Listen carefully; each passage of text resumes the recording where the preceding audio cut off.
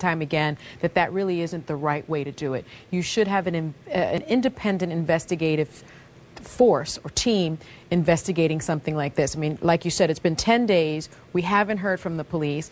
Obviously, as Harry said, they do have the same rights that everyone else has, but they've obviously lawyered up. They haven't spoken. So how now do you expect the Baltimore City Police Commissioner to investigate his own? You've got to have someone else come in with a fresh pair of eyes, a disinterested pair of eyes, and look at this case. Harry, traditionally there is great resistance among police forces around the country to that sort of independent civilian review.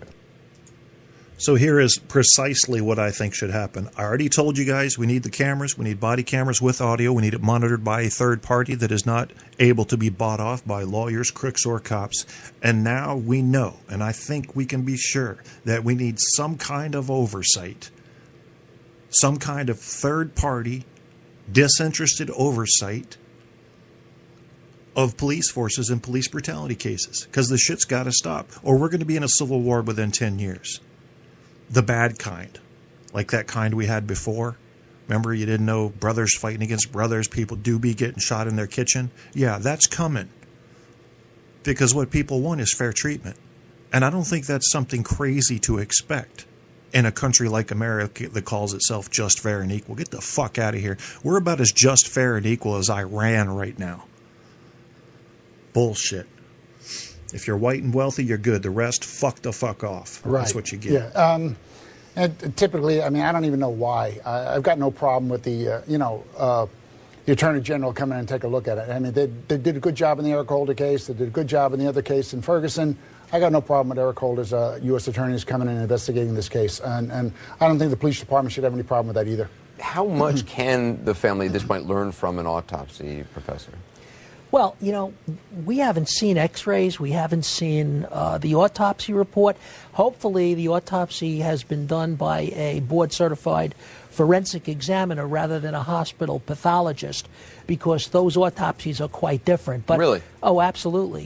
You know, board-certified forensic examiners are trained, first of all, to be cynical and to examine the exact damage to the vertebrae and see what possible mechanisms might explain the break. And that's critical to find out what mechanism would have caused the damage to the vertebrae, whether it was an instrument like a baton or something, whether it was in a fall or what. I would totally agree with that, yes. So there's a lot we can learn from the autopsy, but I think what we also need is to establish a better timeline and also keep an open mind, because, you know, strange things can happen. The police could have, for example, tackled Mr. Gray, and he could have dropped in such a way where there was a great deal of force, his body weight plus the pressure of the tackle that brought him down, creating tremendous forces on the cervical vertebrae. So how the vertebrae were broken is a critical piece of this. It could have not been a baton. It could have been a baton. Why don't you shut your ass up? But certainly we're not going to know the answer to this until we have a real clear timeline of what happened. And again, I say that the cord could have been partially severed. It could have happened in 2 stages. Things could very well have happened in the van. The van could have jolted, for example, and that would have triggered the break of the spinal cord. Yeah, a lot of coulds, not a lot of answers at this point. Professor, good to have you on. Sonny Hostin, Harry Houck as well. A lot of coulds, not a lot of answers at this point. As the gay Anderson Cooper has made clear, I think that one of the things that might have happened is they fucked him up a bit on the tackle and the takedown, whatever. Then they put him in the van and didn't strap him in and had a purposefully rough ride, if you will. What a thing, huh? Well, we don't like the way this guy behaved. Let's fuck him up. Yeah, it's just not. We got to expect more from our police officers. They give them the badge and the gun. They got to adhere to a higher standard of behavior than the criminals we're expecting them to arrest, not engage in the same fucking shit. How about Shep Smith? What do you guys think about Shepard Smith on Fox News? Do you realize that he is not afraid occasionally to be the voice of dissent? See, I have a personal hatred of Fox News because I watch the way they drive beliefs for their watchers and listeners. But I have a connection to Shepard Smith. I feel like, I don't know if we were torn from the same cloth. I mean, we definitely have some differences of opinion. But listen to what happens here when Shepard Smith has had enough of Fox News reporting on the Baltimore violence. Let's see how this goes. This gets a little testy here. Smith I kind of like on this Fox actually. News, who is often the only voice of reason there, getting. And let me just interrupt. This is a third-party program showing a clip from Fox News, so you're going to hear input from these guys about the Fox News coverage of the violence and of the specific instances that are absolutely atrocious that have been taking place in the aftermath of Freddie Gray. This is a clip from Fox News.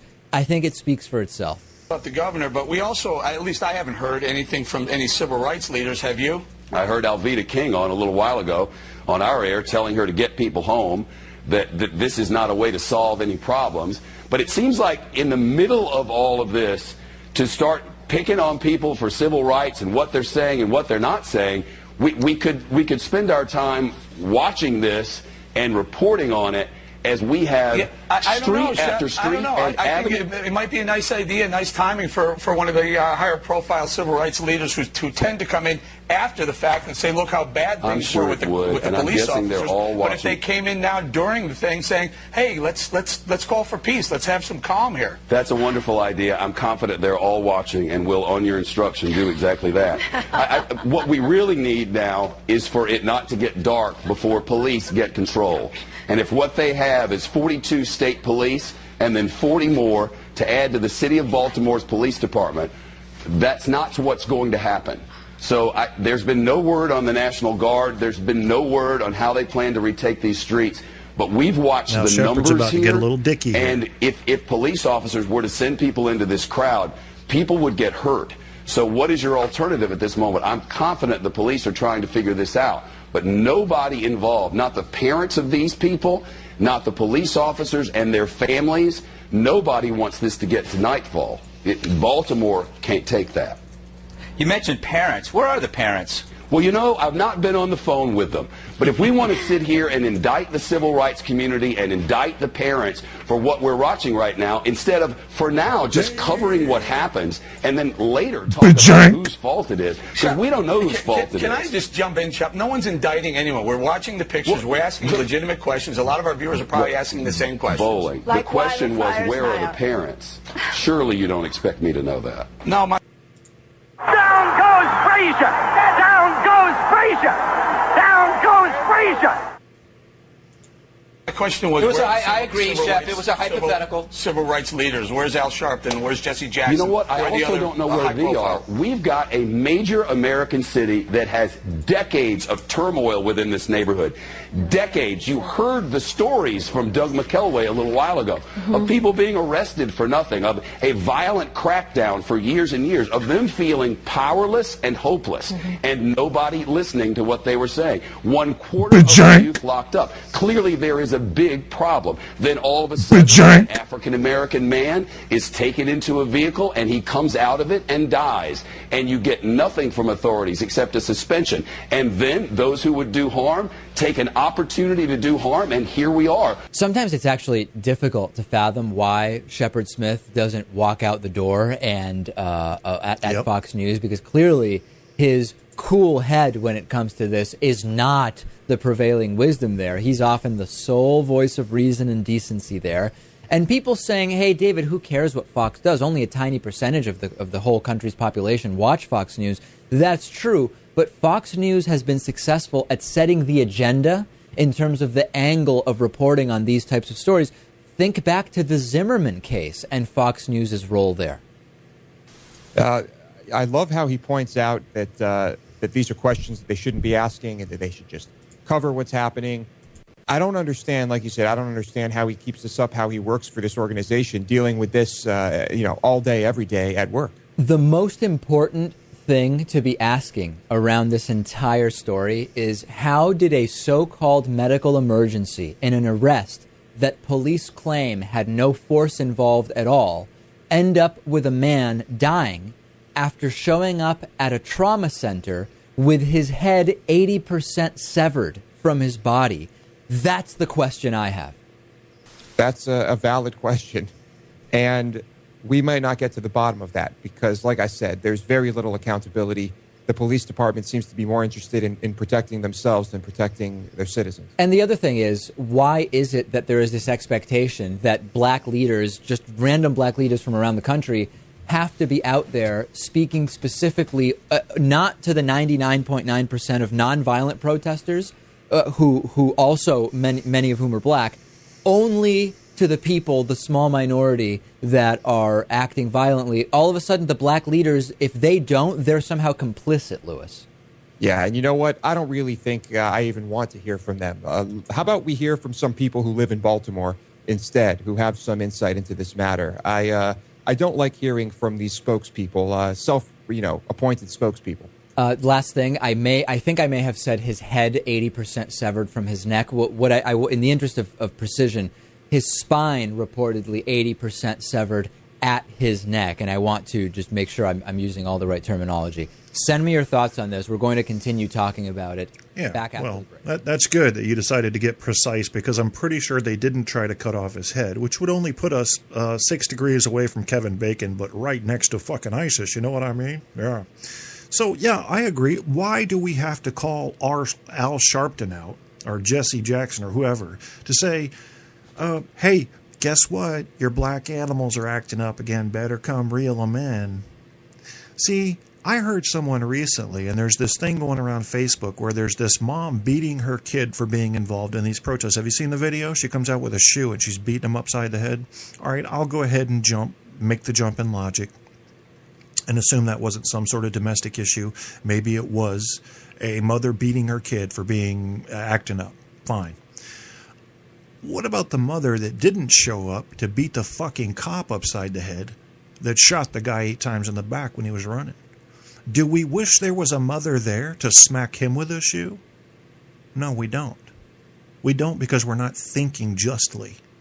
We're thinking that that black guy must have been some kind of evil criminal, and he deserved to have his neck broken, if we're a typical white person. I don't blame blacks for being enraged right now. I really don't. I think they've had enough, and I don't blame them. And there's no punchline there. I honestly just don't fucking blame them for snapping. There's got to be a limit, and I think we've reached and exceeded it. And we've shown no signs of slowing down on this severe and extreme racism coming from law enforcement to those that are poor and men of color. This is the article I was talking to, or the RT, Russia Today, or whatever it is. They're a weird group. I mean, I know they're a mouthpiece essentially for Putin, but then they kind of branched off and did this America thing. So I think it's a sort of a surreptitious attempt to come in and try to get some of the more naive American public over to thinking like the Russian leadership. I don't know. I mean, that's just a suspicion, because when you have a state-run type of organization that's media, how can you trust them? You know, I don't know. It'd be like taking the White House press secretary seriously. Why would you do that? Why would you do that? He's there to defend and promote one thing and one thing only, and that's the administration. So this is called There Are Real Law Enforcement Problems with Freddie Gray, and this is a U.S. Marshal talking on Russia Today. Joining me from our D.C. studio is Matthew Fogg. He's a retired U.S. Marshal. Matthew, glad that you're here with me. I want to talk to you about these officers, because certainly when we talk about these 6, they are all entitled to due process. They are all entitled to have the full weight of the law, review their case, review what happened here. We don't want to jump to snap judgments, but I want to get your insight. You have 6 officers involved here. You have a case where Freddie Gray looks at the officers and then flees, and they pursue him. Is it a crime to run from a police officer? Absolutely not. Just to run, no, that's not a crime. I mean, the issue here is, what was the probable cause for them to even stop him or to go after him? So that's the first point is, no, that's not a crime to run from the police. Some people have tried to say, well, it's a drug infested area or whatever. That gives them probable cause. No, that doesn't give them probable cause. So that's a problem right there. Well, and when you talk about that, because that's a really broad brush, isn't it, to say, well, because I saw you in an area that's crime-infested or drug-infested, I can stop anyone at any time. But isn't that essentially what stop and frisk is? That's exactly right. But once again, what was the probable cause for them to track and run him down, and then what happened after that? The key here is, when I look at everything and when I look at what happened, is once the guy was injured, whatever it was, they should have called for emergency equipment to come in and look at this man. That's the first thing we're trained is whenever you think you've got a person that's injured, call for the emergency units to come on the scene and to be able to look this person over, because that covers us in liability.